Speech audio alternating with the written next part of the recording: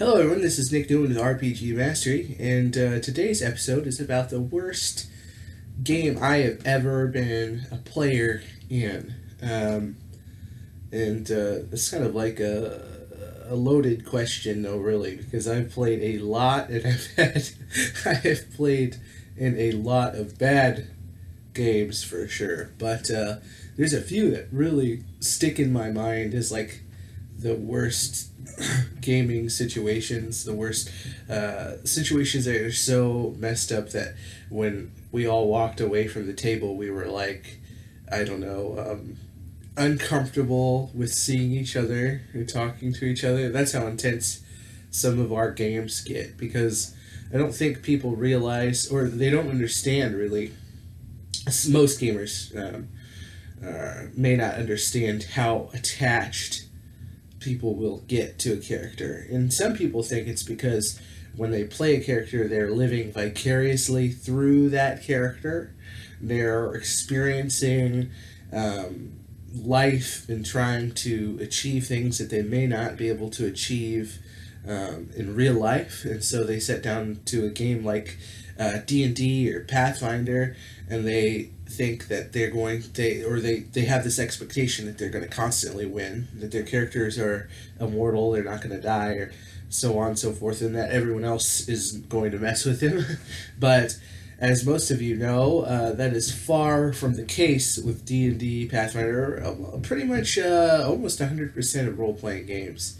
Some GMs go as far as to put a kind of a flat rule, or what would I say, like a safety net underneath their campaign, as to like if a character dies, there is something that they can fall on. Maybe there's a god waiting for them in the realm of death or whatever, and they're waiting, and because they're heroes and destined, maybe they bring them back with a curse or something like that. But most games aren't like this. Most of the time, if you have a player that died, I mean, the character that dies, that character is dead, and it's time to roll up a new one. And some people are not prepared to roll with those punches. They're not prepared to accept that something that they love and spent a lot of time on crafting and carefully trying to min-max and make the best they can gets defeated. It can be quite sour for them.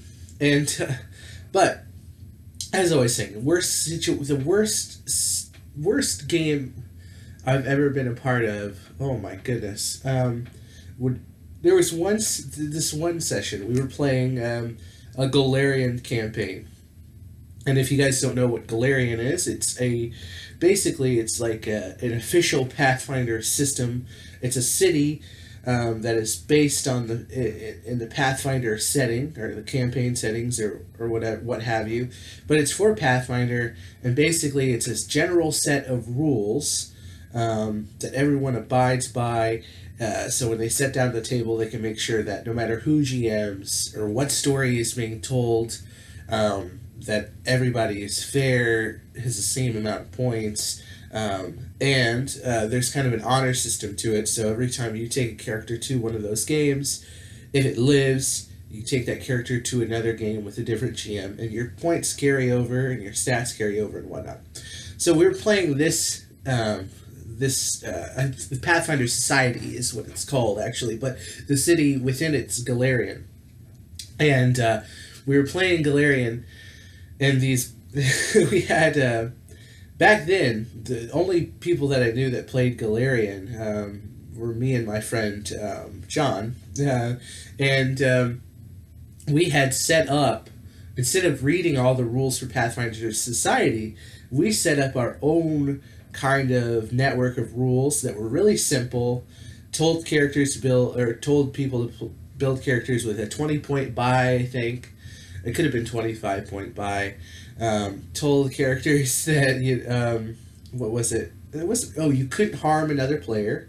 If you were, you had signed a guild contract to join the Galarian Guild, and harming another player would immediately destroy this magical contract that you signed, and at that point you became an enemy of the guild, because the idea was that the guild you belonged to Oh, this should definitely be another video about this. I can explain it in thorough detail in the next one.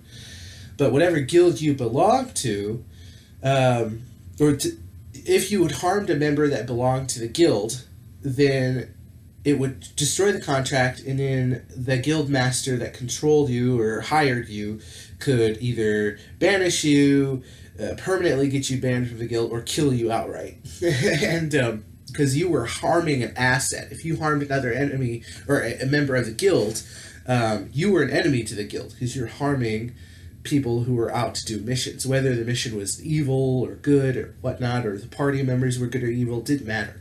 And traditional Pathfinder society, I believe you can't make an evil character, but this allowed us to get around that so people could play bad guys. But one thing led to another. Things got out of hand. We adjusted the rules, and we made it to where we allowed templated characters to be played in the game, which in the beginning I thought it was really cool.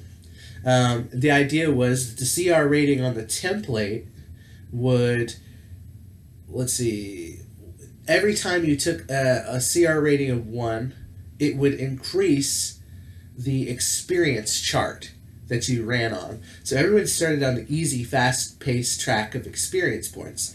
If you took a template with a CR1, it pushed you to fast-paced 2 and 3. And for some reason, we were a bunch of goobs, and we didn't put a cap on it, so people could take higher CR rating things. And I was a goob too, quite younger back then, and very naive and stupid. And it's like I made a character that was like a dragon that ran off of a slow-paced campaign. But the idea was that even if you started with a character that was level 1, and you chose a template that was like something like, let's see, what are they called? Like an ancient vampire or legendary vampire or whatever, a vampire lord. You could take that plate. It doesn't matter if the vampire lord is level 1. If the CR rating bumps you up 9, you're technically level 10. You're playing with everybody else who's level 1.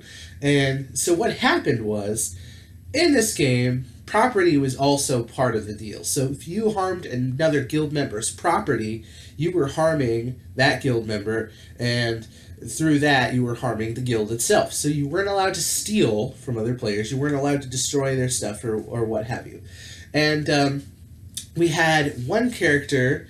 I'm trying to remember who he was exactly. I think he was. I'm not quite sure, but I know for sure he had a very lawful alignment. And we were on an airship that this character had purchased. He had purchased this airship, and it helped every time he was on a mission with other people. We could take his airship and fly across the continent and get to a place fast without needing to teleport or travel through woods and risk random encounters. We could just get to the spot. So he purchased this airship with gold that he had bought, and we just went by. There's a whole set of rules for this stuff that's actually released by Paizo, and we went by those. And we had one character who was a vampire, and his goal that session was to embrace another player and make them a vampire. Now, the character that owned the airship was not cool with this. Not cool with it at all. And I think it was because internally he was a little bit worried about the power of every other player. And I'm not quite sure what it was. Some kind of dominance thing, knowing that he had this character who didn't have a template or anything, knowing that this other character was not attacking this other character, but just imbibing him with dark, evil magic or whatever. So that triggered him.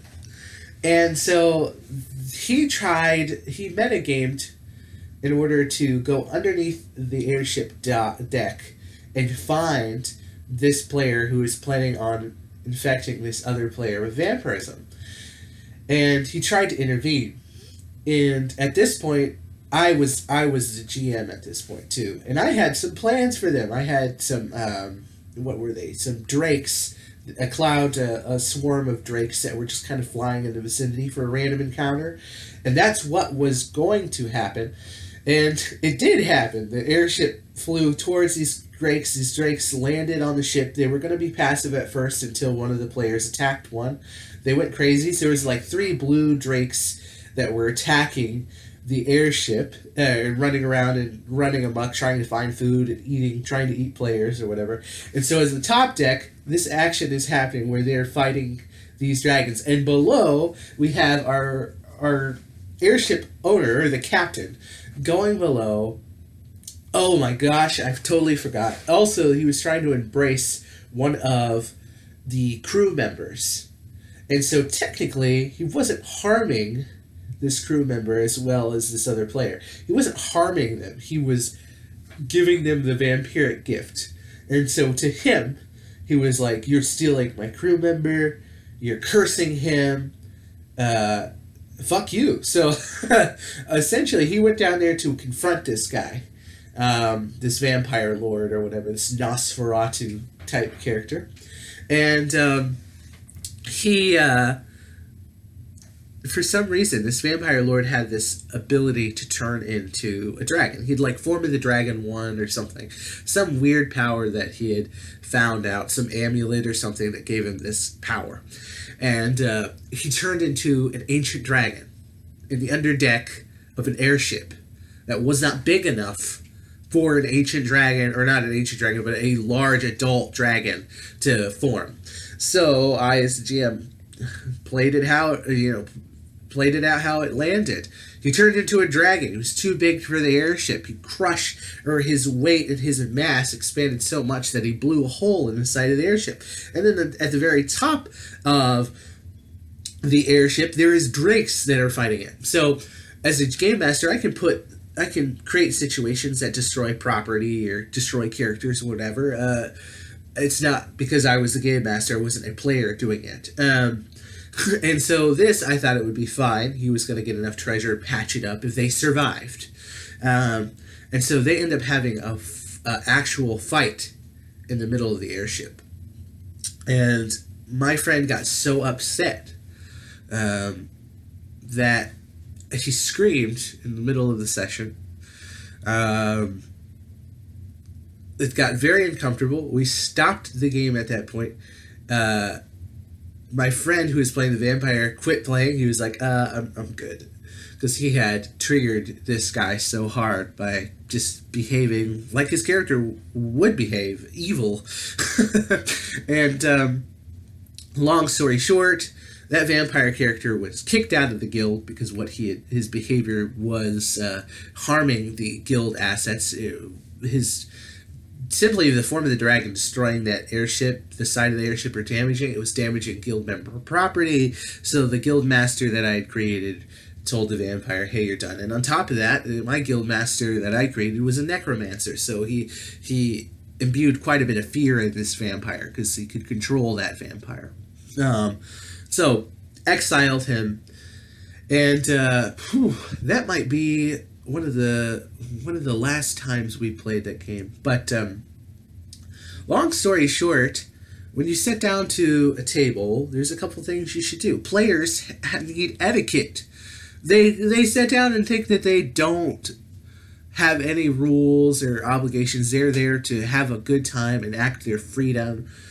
But there is etiquette when you sit down at the table. When you're being a player, there are some things you should take into account. That other people are here to have fun too. You can, but you shouldn't make a character that is going to be a dick. And that does not give you an excuse for playing a dick either. So, that was probably the worst D&D session I ever had, Pathfinder session. This video is going on a little bit long, so I'm going to cut it here. Thank you guys very much for watching. If you like my content or whatever, check out my website, Exit Verb, or my Patreon, Exit Verb. You can donate to that, or you can just watch more of my videos and subscribe. Thank you very much. The next episode will go to my next story. This is the maybe not quite the worst. I got one more in it, but it involved my behavior, and we'll talk about that. Thank you. Goodbye.